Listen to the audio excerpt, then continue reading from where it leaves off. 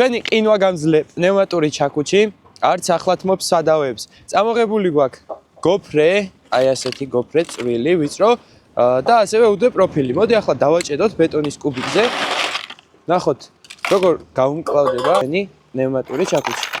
თუ თქვენ გაქვთ სამშენებლო კომპანია, ან თუ აშენებთ კერძო სახლს, ყველაფერში გამოგადგებათ პნევმატური ჩაქუჩი, იმიტომ რომ არის ყინვაგამძლე, აჭედებს ბეტონზე, უდე პროფილებს, აჭედებს გოფრებს, სადენების გასაყვანა და მრავალი დანიშნულებისთვის შეგიძლიათ გამოიყენოთ.